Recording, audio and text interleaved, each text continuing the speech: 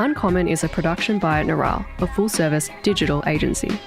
If you want to grow with a premium agency and have the ability to work with Jordan directly, then learn more at neural.com/media and request a callback.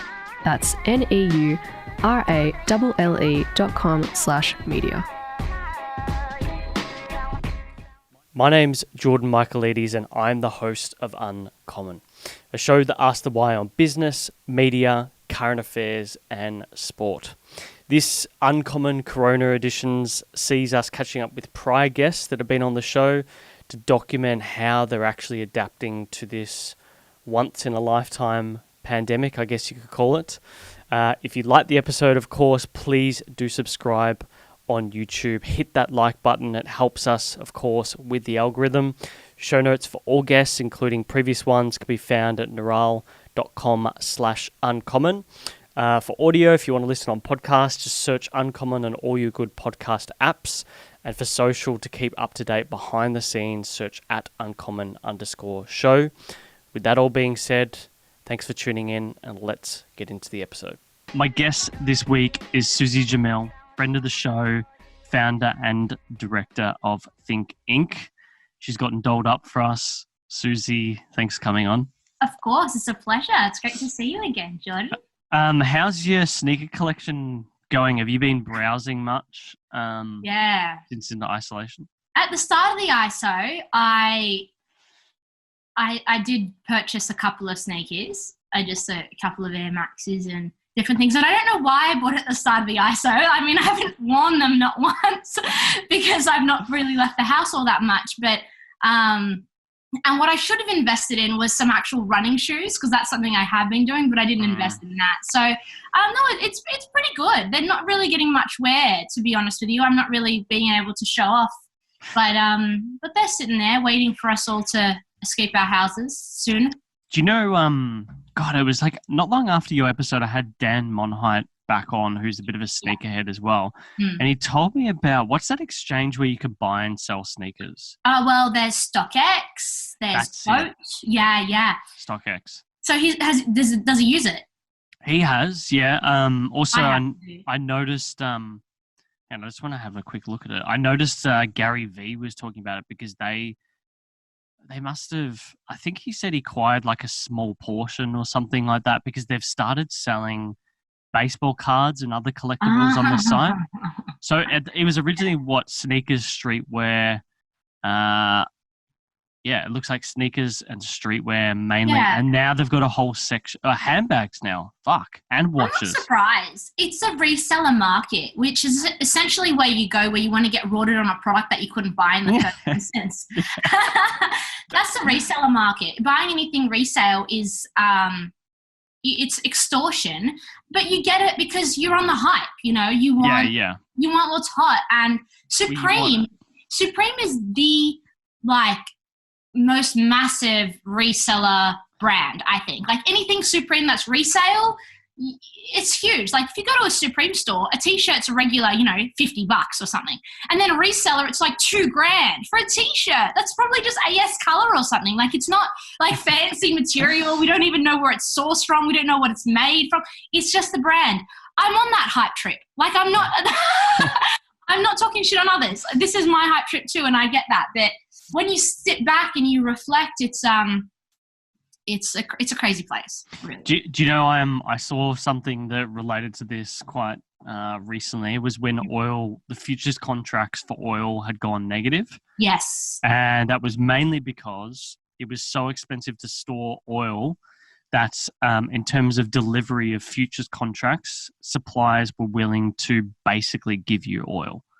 Now people think that seems amazing, but it costs like $30,000 a day to store, oil essentially in a facility that's appropriate for it. Or let's say on a boat, let's say if you have a tanker, that costs $400,000 a day to store it. So you can see why they wanted to get rid of that shit.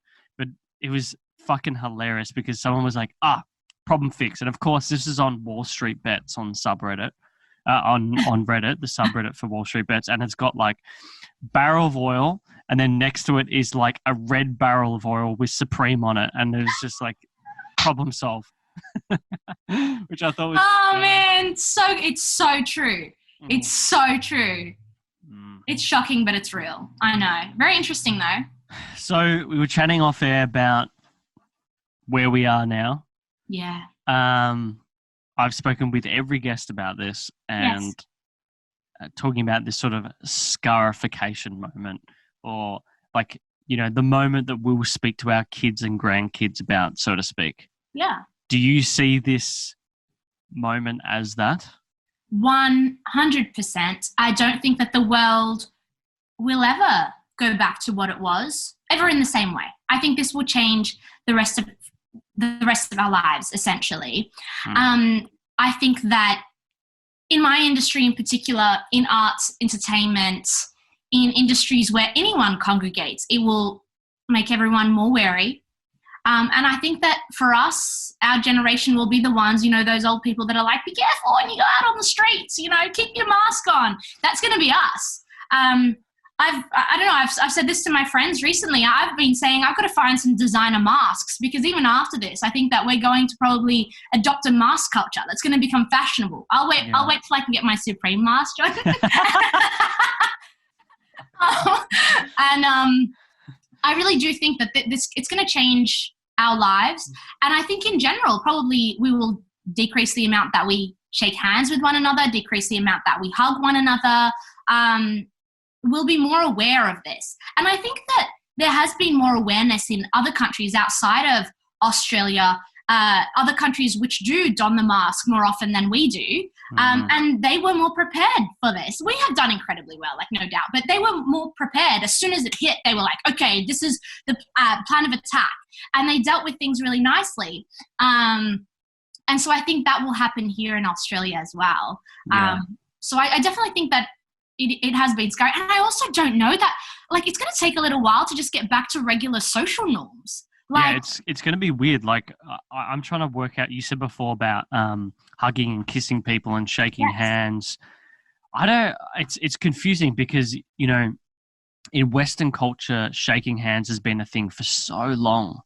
For so long. And then, you know, think about like our family's sort of Mediterranean culture is to hug and to kiss, absolutely. Right? I don't think I'm going to, I love physical contact. That's the thing that I've struggled with the most. Mm-hmm. So, I don't know. I don't know what's going to happen. I definitely think you're right. It's going to take a long time, but I think eventually maybe once the vaccine is in, that people will start going back to that. But there will be things that will change forever. Like, as an example, whenever I come home now, I go straight to the bathroom and I clean the absolute shit out of my hands. Now, that seems so normal now, but for some reason, not many people did that, or I didn't do that when I used to come home. Like, maybe I'd do it before eating or touching certain things or whatever it may be.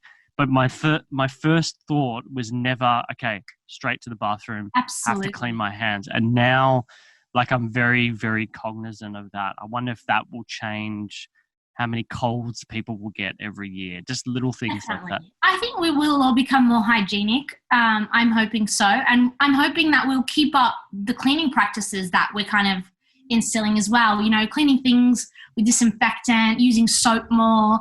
I think that, you know, that'll probably become big business into the future. So hand sanitizer and, you know, disinfectant. So I don't think that's such a bad thing. I think that, you know, there was a lot of predictions that this was going to happen eventually, and it's just happened to happen during our lifetimes. And maybe it's just a wake-up call for us to act differently from this point forward. I'm with you though. I miss human contact so much. Like, I really just want to be held and loved and cuddled so much right now. But, you know, I'm also one of those people who are being kind of hyper aware and being very careful about my actions during this time. Yeah. You just reminded me of this whole China inquiry, which is gathering speed at the moment. I want to come back to that a bit later though, because we were chatting beforehand about when did we first notice this? And I guess I was lucky because of work that we started to notice something sort of just before New Year's Eve. People were speaking about this virus. And I thought, okay, it's another fucking virus in China. Totally. And then I decided to really take notice like mid-Jan, Mm-hmm. and I noticed there was a run on toilet paper in Singapore and Tokyo, in Japan in particular. Yes. And so Lauren and I were in Japan during their last typhoon in October when there was Right. where it was mental, and I distinctly remember going to supermarkets because we had to be locked down for 48 hours and there was nothing. And it scared the absolute shit out of me. Like we basically lived on ramen noodles, random dumplings. There was no vegetables or fruit or anything. It was all gone. And like little things that we could buy from 7-Eleven or Lawson, which was still open in the middle of a typhoon. Right. So like sandwiches and like fried chicken and stuff like that. That's literally all we ate for 2 days.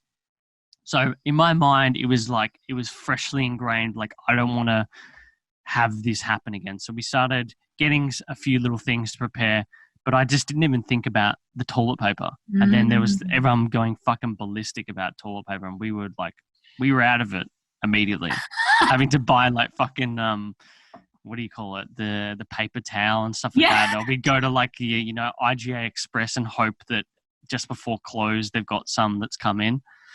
So I guess you were one of the early hoarders, but you missed out on the most important thing to hoard.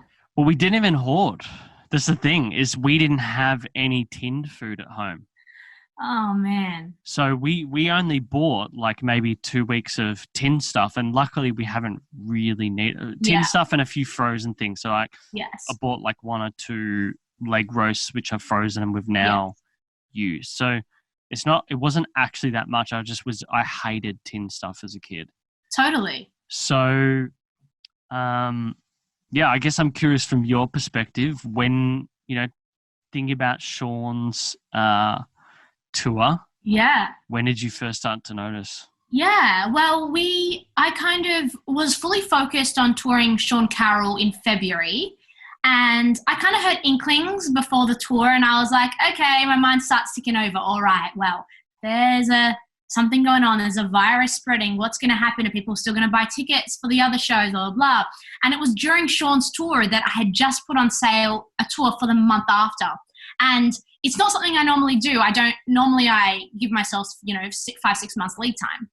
But it was about climate change. And I was like, no, we have to do this now because the bushfires just happened. Got to put Michael Mann, climate scientist, on sale now. So I did that. It was during tour. I was getting artworks. And I was like talking to Sean, brainstorming titles for the tour. And then we hear more about this. It's spreading more. Okay. And then Sean says to us while we're on tour, I was like, oh, maybe we should all get masks. Sean's like, no, Suze, don't worry. The particle's too small. Just get through the mask. I was like, okay, so no point getting masks. Sean leaves the country. We go into full, on sale mode for our tour for Michael Mann.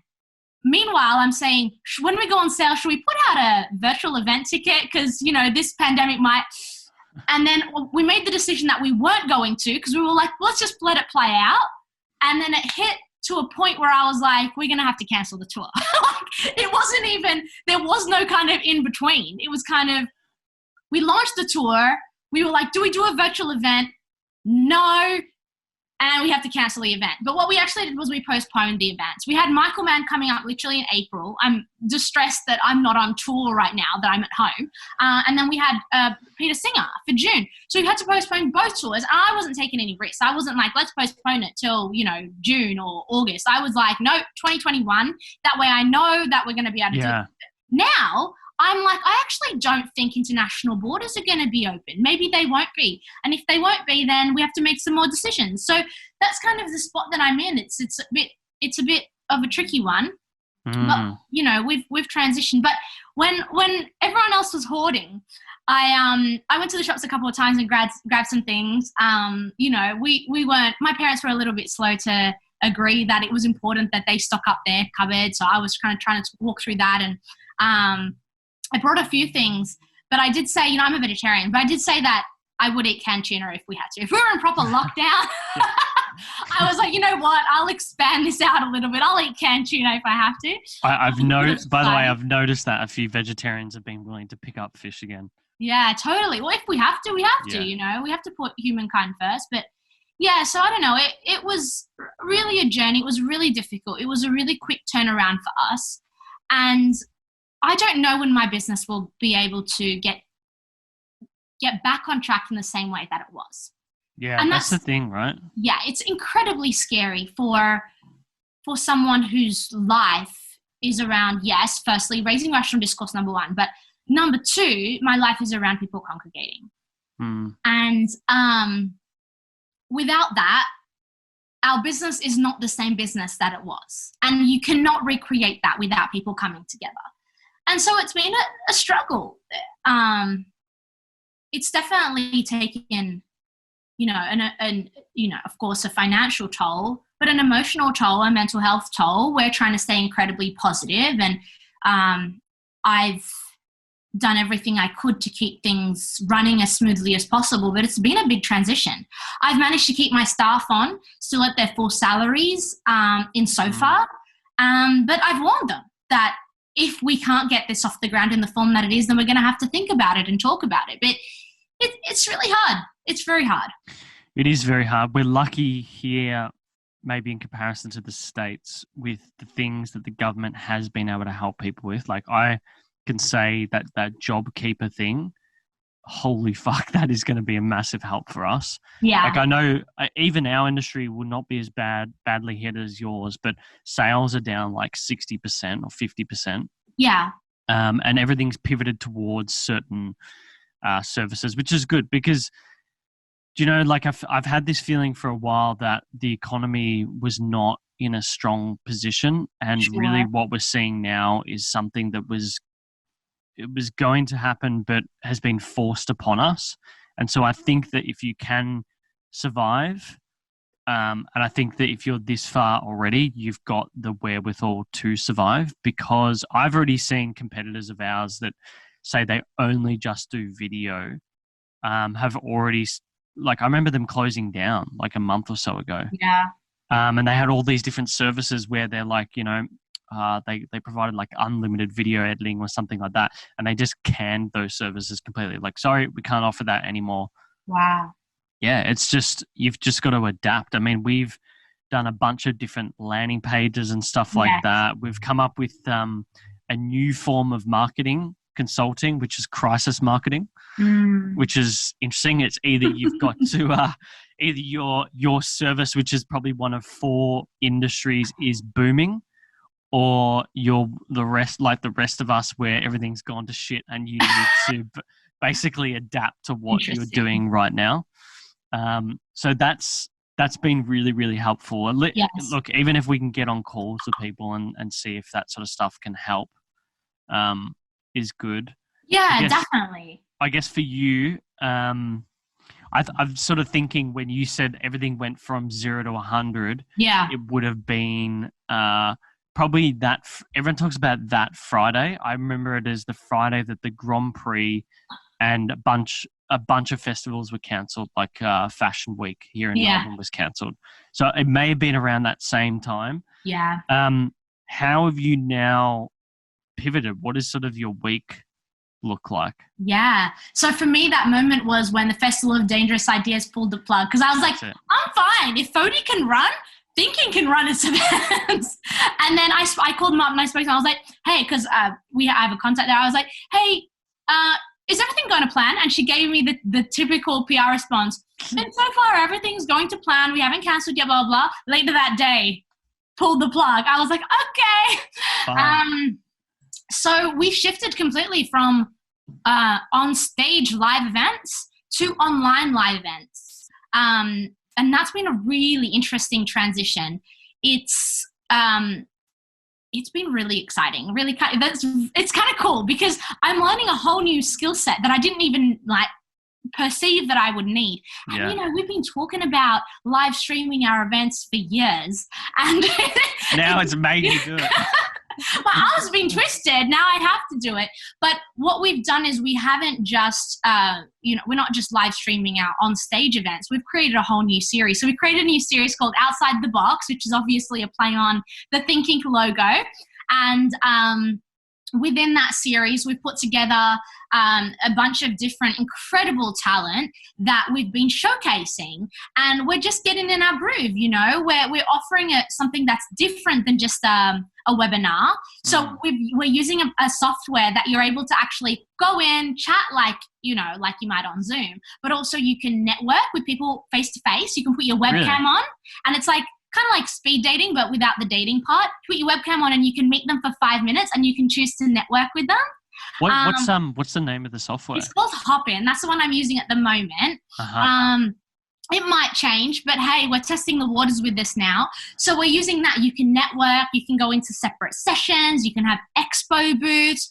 So that's pretty cool. We're doing that, and then we're kind of back-ending it with some of the software so that we can produce our show really nicely, because, you know, we're a bit extra. We don't just put two faces on the screen. We've got our pre-roll videos. We've got our, DJ playing the front of the show, and then you come in and, you've got transition videos and all that. So we make it a little bit extra because that's what we are at Think Inc. And our target demographic, as you know, is a bit younger. So they have that expectation of us, and we roll like that anyway.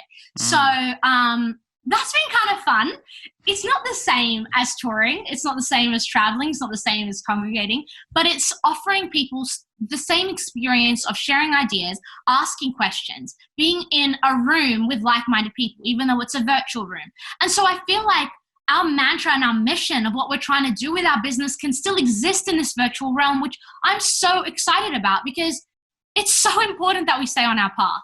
If we were to hibernate for 2 years, people might lose interest. They might lose that, yearning for ideas. So I think for us, it's just been so important to do that. The other thing that we've done is we're starting to put these videos online. So you're going to be able to go to the thinking page and actually rewatch the videos, at a price, because we're profit for purpose, but we're still for profit, and watch these videos and re-engage. And so, it's really kind of twisted my arm to shifting the way I think about the digital realm. And I don't think that's going away, Jordan. Like, I just don't think even after this pandemic passes, are we going to be like, oh yeah, erase all that digital stuff, let's just so this means after the pandemic, we're going to be recording our shows, chopping them up, throwing them online. We're going to have interactive sessions with our talent. It's opened my mind up to it. I don't love every element of it. It's really exhausting, but I think in general it's changed the way that I see it, and it's been a really positive change.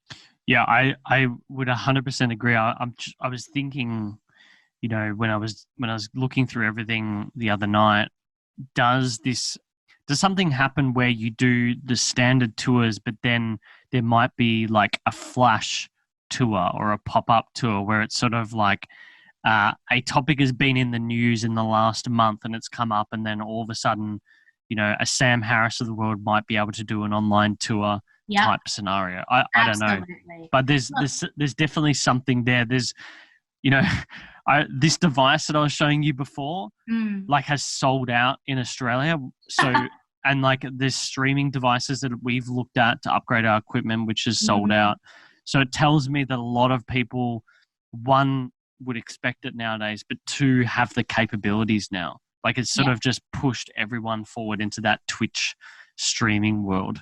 I know. Do you fear that there will be an overload of content? Do you fear that... There already was. I know, but what about now?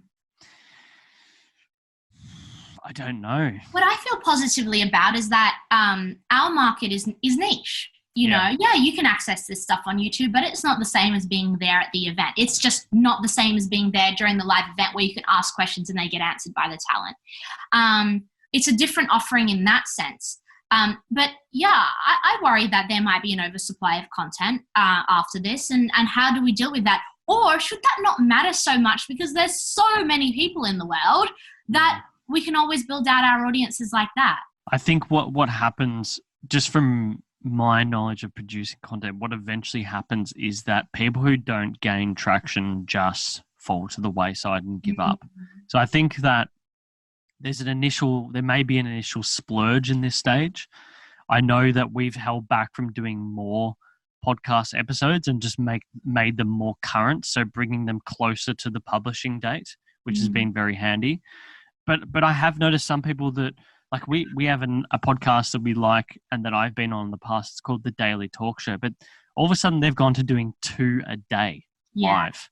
And I just don't know how you can how you can do that. It would drive me insane personally. I think what that is it's a knee-jerk reaction. And I felt the same way when this initially happened. I was like, we got to do this now. It's a knee-jerk reaction. I'm actually really glad we did it quick, because I think that was an important differentiating factor between us and some other organizations, that we just launched straight into it and we did it quick. But I think that it's not important to oversupply content.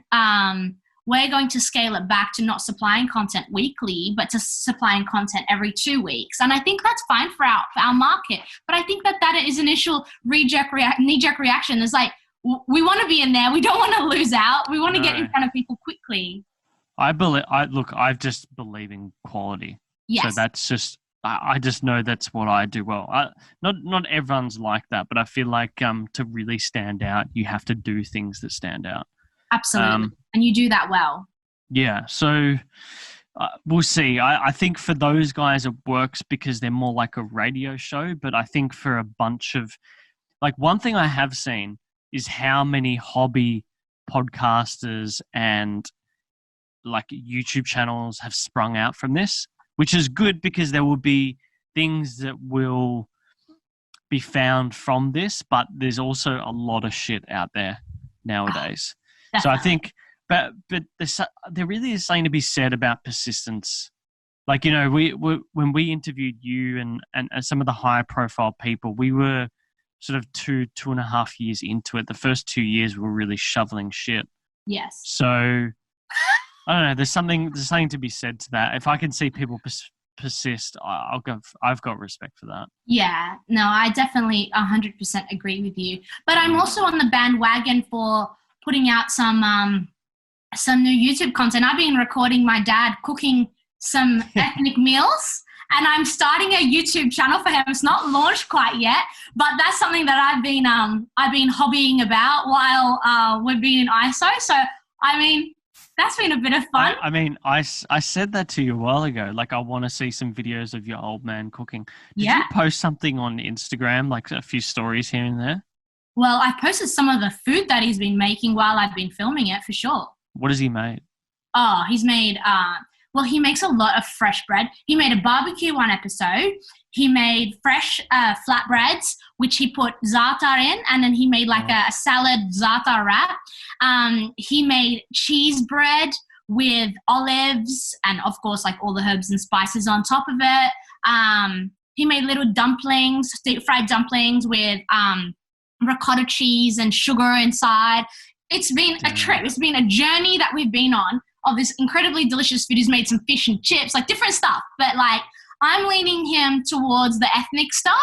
And I just think that'll be so cool. You know, even if it doesn't get that much traction, it's great for me that I can show, you know, if I ever have a baby in the future, show my future generations what Granddad Fevsy made for dinner. Yeah, I wish I could see that. I remember my grandfather, unfortunately, well, he passed away when I was about 6, but he was an amazing cook. And that's something that my dad still talks about to this day. Wow. But I never have seen any photos or videos of him cooking and what it actually looked like. I just know the things that he cooked. Yeah. Based on what Dad has told me. So I really do wish I had that. Do you have many like videos of you as a kid? There are a few. My dad was a photographer, so I have a lot of photos of myself as a baby, but not that much video, unfortunately. I know there's some from birthday parties and things. I wish there was a little bit more. Do you? No, my mum had recorded it, but somewhere along the way it got lost. Oh, what is it? It was just birthday parties, or like I remember one, we were at gymnastics class. I just remember Lauren keeps saying to me, I just wish I could see little Jordan. And she's got heaps. She's got heaps of videos because she's an only child and her dad loved, he did photography for a bit. Yes. Like he was a very passionate photographer. I don't think he did it for a career. Yes. He bought like one of the old camcorders and yes. There's so many fucking funny ones in there. Like her birthday parties, like with the crying face, is a constant. Oh, I've seen pictures on her Instagram of her as a baby, and she's a cute one for sure. Yeah, very, very cute. But I don't think that's going to be an issue into the future. Us with our iPhones, we've got them out everywhere. Yeah, and, I think it's going to be a bit too much, actually. Yeah, totally. Totally. Well, I'm not sure if you're expecting to get I know there's this PAYG credit that my accountant tells me about. Yeah. I don't actually know when that thing comes through. I've heard that it's this quarter's BAS and next quarter's as well. Yeah, it depends on your earnings. Yeah. Exactly. There's the JobKeeper, which has been a big help. If you were to get some sort of, like, I've heard that this credit is like 10 grand minimum. I've already planned out in my head what that investment would look like to allow us to do more things or make more money. Is there something in your mind that you want to knock off a list? Yeah. See, if you were to get that credit? We should be entitled to the credit, but I think it's a bit different than you guys, because for us, the credit will go towards paying the PAYG of the staff, of my staff, and the JobKeeper goes towards paying my staff because our revenues dropped by 95%. So, yeah. So, I think it's a bit different because, if I was running the business myself and I was paying myself, then I could be like, all right, I won't take a salary, or I'll use that and I can invest that. But unfortunately, I have one staff member who can receive it, and I have one who actually can't receive it because he's on a visa. So I know. So, but I don't want to say, oh, well, and I wouldn't do this anyway. He's my right hand and he's incredibly valuable to me. To say, well, I can't keep you on because I don't get JobKeeper is not fair. All I can say is, let's keep making money because I have to keep paying you. So I think that's a little different for us, because everything that we pay is, it will really help us stay afloat. But it unfortunately is not going to help me grow and expand during this time. The only way I can grow and expand is by investing some of my own money, some of my own earnings back into the business and using that. And we've also been lucky to get a loan as well. So we can use the loan to make sure that we're able to keep we can keep ourselves afloat with it and keep ourselves going. But unfortunately, at this point, we don't have, except for our online live events, there's no other way for us to generate revenue. Our revenue generation is based on the sales of tickets at our events. And if we can't run events, then we have no revenue generation. And no one's going to buy a ticket to an event that's in February or June 2021. So I've been really, really grateful that the government has been supportive enough to offer us JobKeeper and the reimbursement for the PAYG, and also that the New South Wales government has offered us a small business grant of $10,000. I don't know if I'm successful for that or not. There's also been a bunch of arts grants and big businesses that have been providing grants. And I want to invest all that money that we're getting from that into our online live events, because we still have to pay talent. We still have to pay all our subscriptions. I have to still pay my staff. So unfortunately, as much as I'd love to spend this time growing and expanding, at the moment I'm staying afloat and trying to grow and expand our online market. What has the last few months been like for you personally? Have there been tears? Oh, yeah. Haven't we all been crying? Like, is that not a thing that we're all doing? Oh, yeah. At first, it was like, go, go, go. And I was like, I'm doing great. Everyone else is feeling this. I'm not feeling this. And I don't know, one day it just dropped and I was like, damn, I need to be hugged. And so of course, like I've been dealing with it just at a simple mental health level. Kind of, I've taken up meditation, which I think has really helped, which I've always struggled to get into. But I downloaded the app Headspace, and I paid for it, so that's a commitment. And I've been doing my meditation sometimes twice a day. Sometimes I'll meditate and then I'll use it for sleeping. Which has been really helpful. And I've also learned that I need break time. When we work from home, it's what I was doing was I'd wake up, I'd go to my laptop, and I'd just start working, and I'd work all the way out until maybe 9:30, 10 o'clock. But now what I do is I wake up, I go for my run, I try and work out in the gym downstairs in the garage. And then I'll start What's in the gym? Well, I ordered my gym equipment on the 23rd of March. Jesus. Has it arrived? No. So I'm waiting for my proper gym equipment. I ordered a bench, I ordered a bar, I ordered the weights, I ordered the dumbbells. Hasn't arrived. So I'm using, my dad has some dumbbells I'm using. They're not enough weight for me though. I'm using my mat and I'm using my band to exercise with that. The and old booty bands. Yeah, exactly. But I don't have a bar, so I can't do a proper booty workout. So I'm struggling a little bit with that, I'm going to be honest with you, Jordan. But yeah, and then I'll start my day. The body weight stuff is really hard. What's that? The body weight based, like not having a barbell is really hard. Exactly. It's really difficult. But yeah, so I'm trying to do that, and then I'll get into my work, and then the last couple of weeks I haven't been very good. But what I was doing was I was trying to close my computer at 8. 8 p.m., close the computer, wind down. So you just got to be kind to yourself, I think. It's so hard. Yeah, I know. It's so hard when you run a business. And particularly now, because you're just like, fuck, it's all on me as well. Yeah, 100%. Is there a day?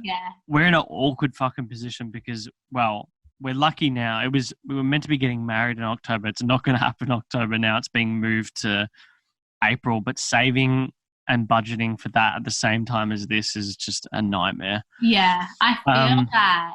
I know, I feel that. I like to take a day off a week. I really like the idea of it. Yeah, so the idea of it for me is like Sunday. I've always got in my calendar like relax and chill. Schedule it. Like I have to because if I don't, like, look at my Saturday when I look at it normally is it was meant to be a day where I get like deep sort of work done, but I don't do too much. But what's happening is like my entire Saturday is just being blown out with lots of stuff. I am doing other things. Like I'm getting back into going down to the grocers and buying all my stuff as opposed to using online delivery, which has been nice. Yeah. Because you can't do work then. Definitely. And I've said, we've had a really hectic kind of 2.5 weeks, and tomorrow's crazy until Sunday because we're running our shows on Sundays. Yeah. And I've said to myself, maybe I'll take Monday off. I'll tell the team that I'm offline on Monday. And I keep kind of going back and forth in my head. I'm like, do I take Monday off? Do I not? I know I'm going to feel bad if I do, but I really want to so I can get a break in after 3 weeks of nonstop work. So I don't know. You have to, like I said, you got to be kind to yourself and you got to give yourself breaks. I do feel like when I take a break, I'm much more productive the day after. Undeniably more productive because I've let my brain rest for a second and I can actually strategize and think properly. What do you think you want to do on the Monday?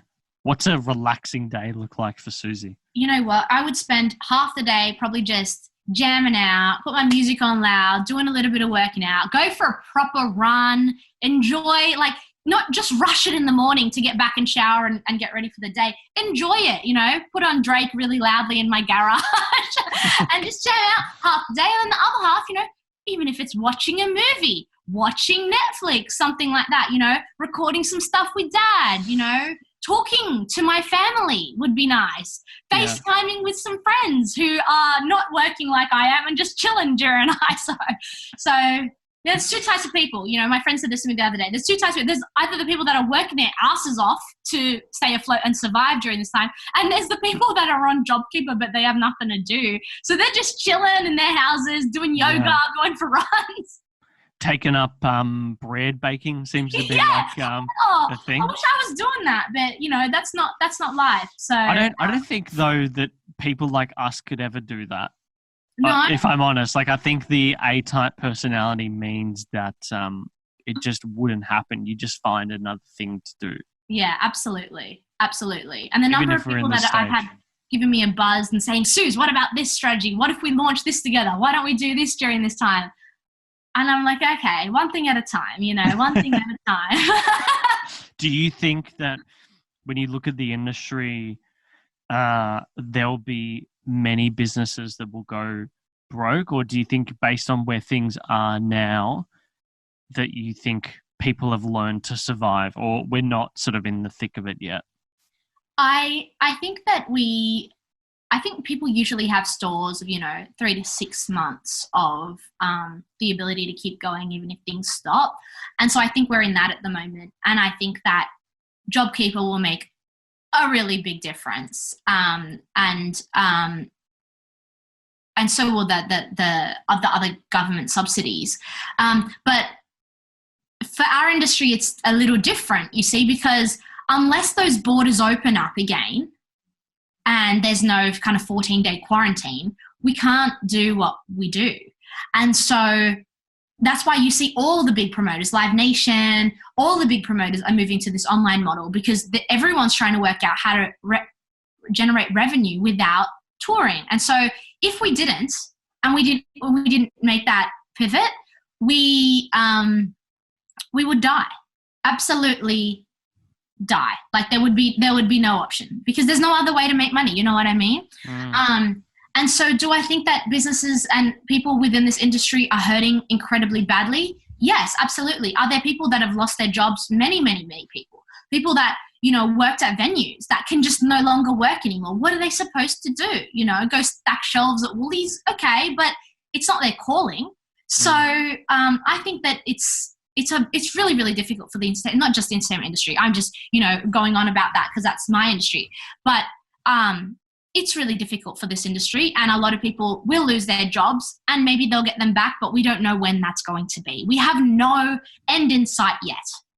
Do you think that, okay, let's be theoretical. I know you don't want to entertain this idea, but let's say Think Inc. no longer exists all of a sudden.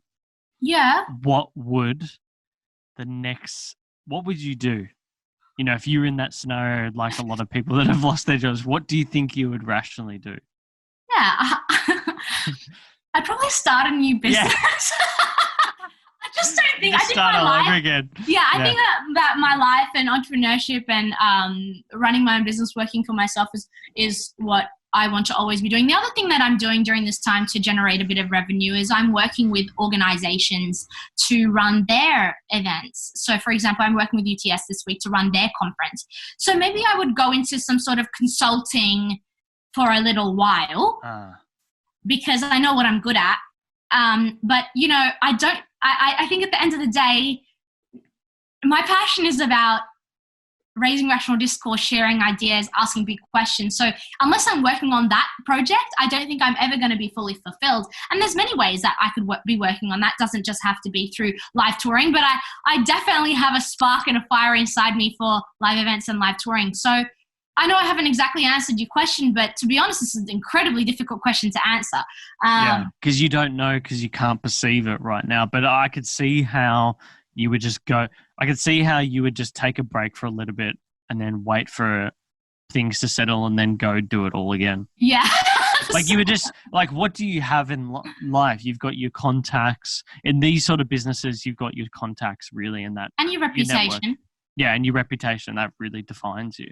Yeah, so, absolutely. And we're really lucky that our contact base is broad and with high profile, and we're lucky that we have a great reputation that we continue to strive towards. And whatever we do, we always just want to maintain our integrity and lead in the best ways that we can. So whatever we end up doing, even if we have to pivot outside of online live events, if that becomes flooded, then we'll work it out. And I'm incredibly confident of that. I wanna jump to some rational discourse. Yeah. We were talking before. I mentioned before about China as Trump. Was that your Trump impersonation? Yeah, that was. I liked it. China. What's your feel? Because I've noticed here locally.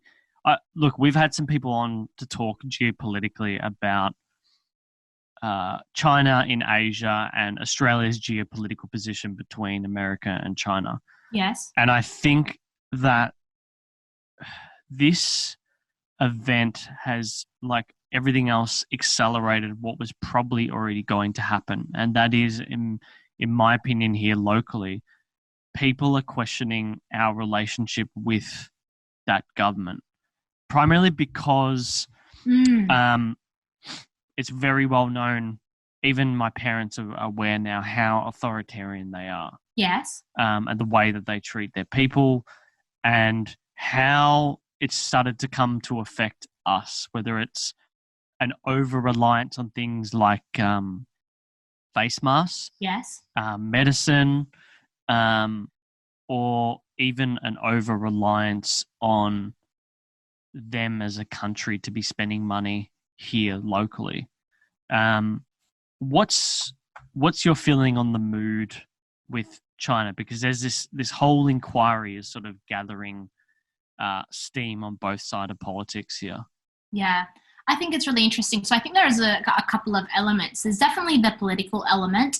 There is the fact that we are unsure if they're being completely transparent with what they're sharing with us, which is really tricky. We don't know whether the outbreak was caused from it just happened in China, or whether it was actually formed in a lab and then there was an outbreak of that. So there's a few things that we're not sure about. I don't know whether knowing that information, knowing the absolute truth about that's really going to change our perspective. I know that there's a lot of chatter around people saying, well, I don't want to be shipped things from China. We don't want to support that regime. We don't want to support China in general, or they're paranoid about the outbreak starting there, and they're scared that any products that come here will be contaminated. I think that there's a lot of conspiracy around it, but I also think that it is worthwhile taking a step back and thinking about the government structure that they have there, thinking about how that has affected the way that information has been transferred across even to the World Health Organization, and then considering how we go about managing that relationship. I don't believe in the conspiracy theories. I don't think we should stop things being shipped from China because they might be contaminated, because the US has a lot of stuff that we might be ordering that, and they're completely contaminated now too. So I don't think that that's fair ground, but I do think that looking at an authoritarian government and saying, well, how does this affect the rest of the world when things happen here, when we all need to come together? How will that work into the future is really important. But I do think that I lean towards having conversations around that, bringing people to the table, and as a society agreeing how we will deal with that situation. And also, as a society, creating tools and measures to protect ourselves from pandemics like this in the future, or working out ways to support those people who are more reliant on government systems, or more reliant on us finding solutions to support those that are, I guess, disadvantaged or underprivileged during these times, because they're the ones that are suffering the most. We're lucky, Jordan, us. Like, we're lucky we have our businesses. We live here in Australia. We can find solutions, but there's some people out there that cannot. And so they're the people that I'm worrying about the most. And if we don't have open dialogue in countries, we're not supporting those that need it the most, I don't know when this does happen again, because it is inevitable that there will be a future pandemic, how we will do better at supporting the underprivileged. That's kind of where my mind is. I think the main thing, I've been impressed by the way, it's changed a lot in the last 24, 48 hours. So the intention of the inquiry that Australia is pushing is, what they really want, what Scott Morrison has said, is they want the WHO to have more power. Yeah. So they want the WHO to have the same power as, I can't remember the name of the nuclear organization, but if you're a treaty signer of the WHO, you should be able to allow the WHO to come in and inspect, I guess, your protocols and processes, and enforce or apply advice locally so that the disease doesn't affect others around the world. And I feel like, that discussion thing is an important element, because what happened after that was 24 hours later, the ambassador to China said, maybe foreign students don't want to come here, or maybe we don't want to buy your beef. And so and 24 hours after that, Penny Wong and the foreign minister have pushed back and said we won't be financially coerced. So it sort of seems like to me that people realize that China may be a bad actor and that there may be other ways. There may be ways that this is going to have to be approached. It's going to be super hard. The problem is that right now we're in the middle of the pandemic. Oh, absolutely. But at the end of the day, we will always need to maintain a relationship with China. Even if it's not in the same way that it was, I don't think that we could ever expect that we would cut off a nation like China and say, no, there's no business done with China at all anymore. No, I think that business will be done anyway. I think Chinese people are above the government anyway, and there's still going to be fuckloads of people that come here because it's good to study in Australia. Absolutely. I think one of our previous guests, Bernard Salt, Australia is sort of becoming like the Dubai of Asia, and it's attracting more and more Asian millionaires. Wow. There's something like 300 million millionaires in Asia. Oh, absolutely. There's a lot, and they buy a lot of property and land. Yeah, well, but they also want to, if you think about it, it's 8 hours direct from Beijing, or maybe it was Shanghai, because Shanghai is the more southern city. It's 8 hours direct flight to Melbourne and Sydney, basically. Yeah. So why the fuck wouldn't you send your kid to a top university here if you've got the money? So I don't think that's going to change. And even then, I think other countries would take up the slack. No, absolutely. Absolutely. I don't think that there's going to be all that much change post-pandemic in regards to that. I do think, though, as a society and as a nation, we need to maintain open conversations and find solutions together. I don't think that there's a way for us to do that without really good discussion forums. And there might even be new discussion forums that arise, and there might even be new movements that arise that allow us to do that as a society. So I do foresee that into the future, especially off the back of this pandemic. I've got to jump into some rapid fire questions for you. Okay. But before we do that, I guess I was curious, is there any one thing that you really want at the end of this? Let's say everything goes back to normal with being able to go outside. Yeah. Little things like going to the movies or the gym or whatever it may be. What's the one thing you want to do first? Oh man, I need a hug. Like, seriously, physical touch, physical contact. That's what I need the most. Everything else I can deal with and I'm okay with. It's just give me a little bit of love. I need someone to hold me. And then I think I'll be okay. Yeah. A hug would be nice. Yeah. You live with your fiance. You can get hugs anytime. Yeah. But this is one thing we said the other day. You do realize when you're stuck in the house with each other all the time, how much that little gap of being away from each other for 3 hours at a time, or, you've got your own little thing to go do, whether it's the gym or whatever, how important that is. Oh, absolutely. So we've made sure that we spend time in separate rooms every now and then. Like Lauren loves playing The Sims. It's a really, really important point. Do not live. I've done it before. It does not end well. Do not live your life with, like, don't live together, work together, eat together, sleep together. It just does not work. Yeah, you need a little bit of separation time. Yeah, you have to be your own person for healthy. Otherwise, what do you have to talk about? Oh, absolutely. So you need that, I think, and that'll be something. Just seeing friends, because I'm quite extroverted, and I think I never realized how much I love going to a restaurant. Oh man, I am dying to just go and get like a wood-fired pizza. Or even just I just love just anything shared in the middle of the table. That's what I want. Yes. Accidentally bumping heads with someone without being paranoid. Oh my God. Yeah. The whole awkwardness of like going in to grab something. It's like, oh no, you go. I can't wait. Fuck. All right. Rapid fire questions for you. All right. What is in the fridge at home, or what's been the go-to thing recently? I have been in ample supply of my green juice. Okay, And which has got what in it? well, kale, celery, other green things, apple juice. I try to get the one that's like weighs heavy on the vegetable side, but I also don't want it to taste like trash. So, but also what I've been stocking up on in the freezer is my shake stuff. So I've been drinking my shakes to get my iron intake. So I get like, frozen kale and frozen spinach and berries and bananas and peanut butter, all these different things. And that's been keeping me going pretty strong.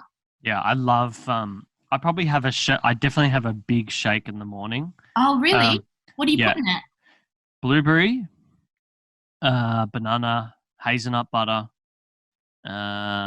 protein powder, kale, spinach, almond milk, and that's sort of avocado as well. Yes, I've been using avocado too. But, I'm really torn about almond milk because I don't like the taste of almond milk, but it's really good in the shake. So I've been using almond milk, but then I read that farming the almonds is worse for the environment. Yeah, we had Linda from Elmo, which is like an almond milk brand where they blend almonds that would get fed to pigs normally. So these are almonds that have got defects, and they turn it into like an almond butter paste, and then they mix it with water. So they're not doing the whole soaking process. Oh, well, that's good. And it's one of the few almond milks that doesn't upset my stomach. Interesting. All right, so that's the only brand that we should be going for then. I use that, and if I can't find it, I'll use Milk Lab, or there's one called Australia's Own, which is an organic one. They do soak it though. Okay. The thing that bugs me is the soaking process. Right. Like, do you know how that works? They literally soak almonds to get. Is that to soften them? It's literally to get almond milk. The almond milk is like a little bit of blended, like almond, but mainly soaked almond water. Oh, almond water. Yeah, it's not great. So that's the issue, and where a lot of the waste comes from. Yeah, I know. So I use soy milk instead, but then I kind of also don't know about how they're producing the soybeans. But look, it's got to be better than pulling those teats of the cows. Let's be honest. Yeah. Just got this weird image in my mind, like milking a cow and almonds come out. All right. Best purchase under $200 that's sort of kept you entertained over this whole period, and you could have bought it beforehand as well. Yeah, my worst purchase under $200 was my gym equipment because it hasn't arrived yet. Why hasn't it arrived, by the way? When will it arrive? No, why hasn't it arrived? Oh, that's a great question. So I've been emailing them and hassling them and asking them. They said that they needed to get a new shipment from overseas because I guess everyone bought at the same time. And it's incredibly frustrating, but, it's the least thing that I should be complaining about. I think that the investment in my Adobe suite has come in really, really handy. Yeah. And software, I think investing in software at the moment has become the most handy thing and really, really kept me there. I think that's what I've really been spending my money on is software. Adobe and Hop-On. And Hop-In, yeah. Hop-In, sorry. Still good. All right, last question for you. Is there been a movie, doco, or TV series that you've been watching of late? Yes. I don't know if I want to admit this publicly. I binge watched all of Kim's Convenience. Have you ever seen that show? No, but I know it. Yeah, it's hilarious. So I binge watch all of that. I've also been watching Grey's Anatomy, and it's really quite depressing. Like, you don't want to watch that right before you sleep. All the blood and the guts splitting everywhere. You're trying to get to sleep. You're trying to use that to wind down, but actually you just end up dreaming of like the medical table, and just not ideal. So I've been watching those. Do you know what's funny about Grey's Anatomy? Okay, so there's a a quiz, a personality trait-based quiz that I saw recently that you Yeah. can do, and it defines your personality to a character on a TV show, right? So it'll do all TV shows, and it's sort of like the top 20 TV shows that have existed, and it's very accurate. Like it's very, it's made by a psychologist. It's very accurate. No, so right? they mapped out the personality traits of these individuals, and anyway, so I did it, and I'm pretty sure my number one character was what's his name, McDreamy. Really? Yeah.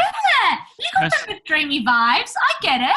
Personality wise. I wouldn't say looks wise. Is it McDreamy? That's his name.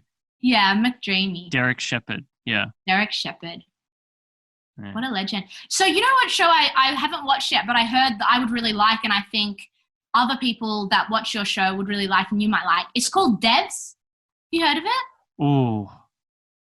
Is this recently been on?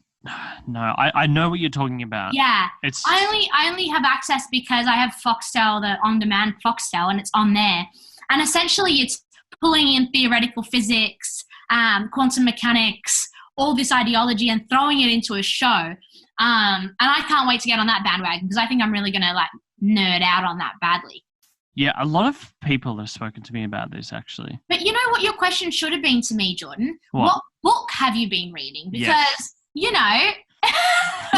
Look right behind you. So I've been really into my my book with David Sinclair, which is called Lifespan. Have you heard of it? No. David Sinclair is an Australian working out of Harvard, and they're working on and developing a cure for aging, or, in other words, finding a way to solve aging as a disease and reverse the clock. It's fascinating, and it's so important, and he's someone I really want to do some work with. But that's so interesting because essentially what he's saying is that aging should be a disease. So just like, you know, cardiovascular disease or what the rest. And if we can target that, then we can live up to 150. You know what I mean? I've read a lot about the people working in this field. Everyone knows of the guy who wrote 0 to 1 and how he injects like 25-year-olds blood into him. Yeah. Peter Thiel, that's it. Yeah, Peter Thiel, what a legend, Peter Thiel. He's very like deep on, I forgot what they call this. I guess it's the longevity movement. Yeah. And so I've been fascinated by it. I think what they're trying to really do is prevent cellular degeneration, which is mainly via oxidation. So it's super interesting. I remember I got into this stuff because I did my 23andMe test. Yeah. And then you can pull the raw data and plug it into there's a lady called Dr. Rhonda Patrick who's been on Joe Rogan's podcast quite a lot, and she has a database that will scan your genetic data and look for the key factors in your diet and lifestyle that you can start to impact to change your longevity, essentially. Wow. It's really interesting. Like I found out, and I had a feeling about this, but if I eat, so in my family, all of our siblings have the diabetes type 1 gene. Yes. My brother has type 1 diabetes. And we all have this gene that means that if we eat saturated fat, it spikes our blood glucose. Yes. Automatically. So that was super interesting. And basically I learned a lot about what I should be eating. And it's sort of obvious because you got to think about where your ancestors are from generally. Your body hasn't changed too much in the last 10 to 20,000 years. Yes. So if you can start to think about what would have been local in their food sources, that's what your body is going to be predisposed to. And so if you look at my ancestors, it is people from 2 different islands, literally island. That's right. On my mum's side, and on my dad's side from Cyprus, or sort of like Armenia, Turkey. So unsurprisingly, if you look at that, fish and seafood is like a big must-have for me because I don't process omega-3s very well, and I need the type of omega-3s that are in those type of products. That's fascinating. So did you learn all of that information from your 23andMe and sending it to Rhonda Patrick's? Yeah, so you've got to use Rhonda Patrick's tool. Her website's called Found My Fitness. Yeah, right. That's fascinating. I love it. Absolutely fascinating. There were takeaways from David's book that definitely resonated with me, such as, he highly recommends intermittent fasting and, lowering your calorie count. He highly recommends exercising every day, getting your heart rate up as many days as you can during the week, getting your heart rate up for at least 30 minutes.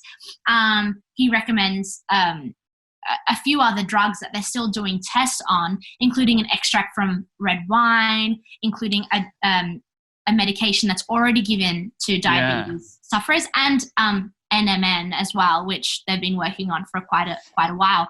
So interesting. I mean, I'm really on the bandwagon. I'm kind of up for testing some of this stuff. I'm already trying intermittent fasting and exercises on point, but I don't mind trying it out. I'll be a test case dummy. You should really look at Rhonda Patrick stuff. So she's a metabolic researcher. She's a PhD doctor. And so her thing is about health span. And her and Peter Attia is like another one. Peter Attia, MD, who's a general practitioner.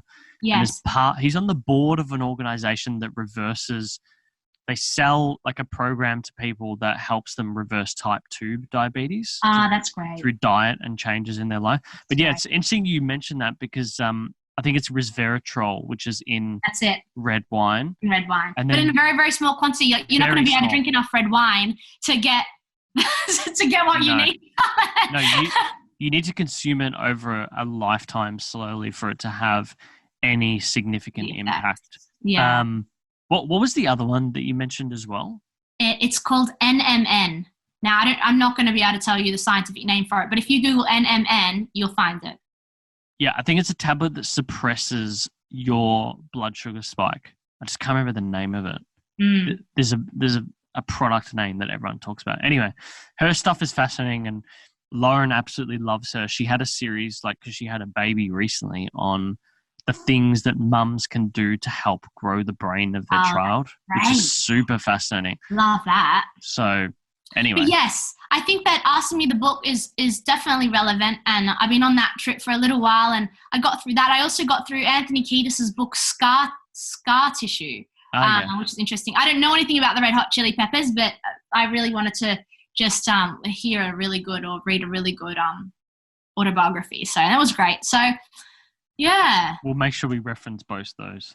I do need to put that question in. I don't know why I've skipped that over in my notes. I've been reading a fuckload. So what have you read? Recently, I've been reading a lot more books related to. Well, actually, the one that I just finished was the copybook at the start of all this. But then I've read this one, which is called A Guide to the Good Life, which is sort of a deeper look at stoicism. So I've been reading a lot of psychology related stuff recently, but I've gotten back into reading deep investing type books because I've been re-looking again at the market, which I do every 3 months just to see what's going on. And I'm reading Howard Marks, his book at the moment. He's quite a famed investor. And he's sort of more in that Warren Buffett style of investing, which is like value and quality based. So anyway, that's been good. But I'll make sure Dre, our junior producer, references all that. Fantastic. But look, thanks for coming on. Of course. It's good to see you. It's good to see you smiling, as always. Where can people find you on the interwebs? Yeah, so they can find me personally and reach out to me at suzijamil.com. And they should definitely tune into our online live event series called Outside the Box, and they can find more information about that at thinkinc.org. And they should tune in. We've got some great guests coming up. We have Sean Carroll, we have Anil Seth, we have, I can't announce this one, but I'm going to anyway. We have Yasmin Mohammed, who's going to come on the program. So there's a few really, really good guests and plenty more that we've got lined up. So, check that out, and we'll keep supplying if you guys all keep tuning in. So that was thinkinc.org.au/events. Make sure that gets referenced. And if people want to find out a bit more on, I guess, Suzi's background, there's our older episode. I can't remember the number of it. I'm sure Dre will reference it, but yeah, that was a good I one. think it might be 131. Really? You know it? You're a highlight of my life. So. That's The good. Uncommon Podcast. We love the Uncommon Podcast. So. Like yeah, I did appreciate. I went on your website the other night, and it was like the second tile in without it. I was like, yes, absolutely. All right. Suzi, thanks for doing this. Thank you so much.